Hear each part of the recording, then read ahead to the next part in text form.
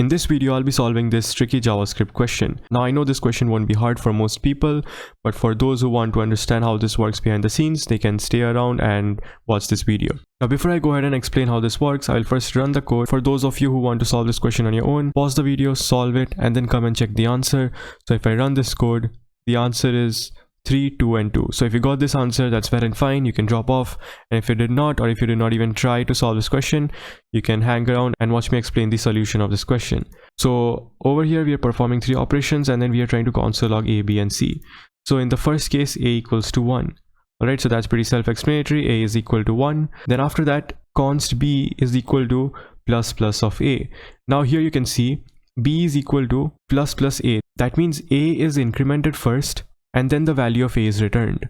So B is assigned the value of A that's been incremented right here itself, and then the value of A is returned. So here basically, because we are writing plus plus first, this means that the value of A is going to be incremented first, and then it's going to be returned after that. So B is assigned to the incremented value of A. So whatever value A had, which is nothing but 1, B is going to be assigned the value of plus plus A, which is nothing but first A is going to be incremented, which means 1 plus 1, which is nothing but 2, and then it is going to be returned. So when you see plus plus written before the value, in this case plus plus A, all it means is that it will increment and return the value after incrementing.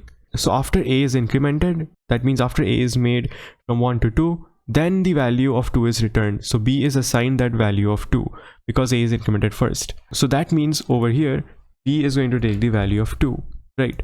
And then for A and C, the value is going to be a little different. So when we go to C, C equals to A plus plus. So now we know that A was already 2, right? After this operation, A had already become 2 because we were doing plus plus A, which directly increments the value of A. So A had become 2. When we go to the next line, C is equal to A plus plus.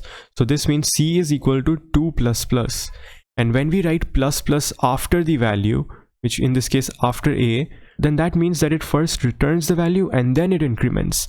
So writing A plus plus means C will be equal to 2 first, and then the value will increment and it will be returned to the next line.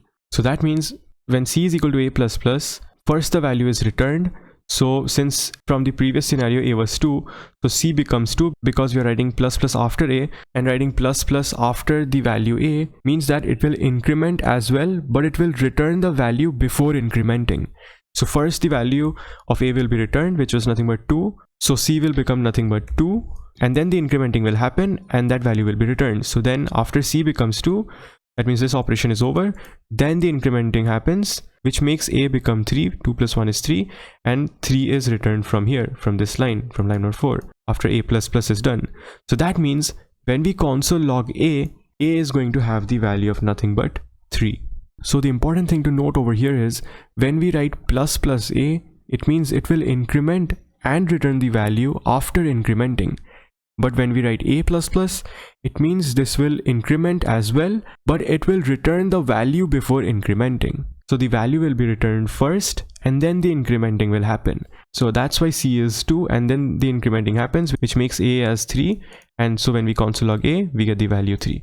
So the answer is supposed to be 3, 2, and 2. And if I run this, you can see we get 3, 2, 2. That's all for the video. This is a pretty simple question, and I hope I did a good job explaining this for those of you who did not understand how this output was received. So with that, that's all for the video. If you enjoyed it, don't forget to hit the like and subscribe button, and as usual, stay tuned for more.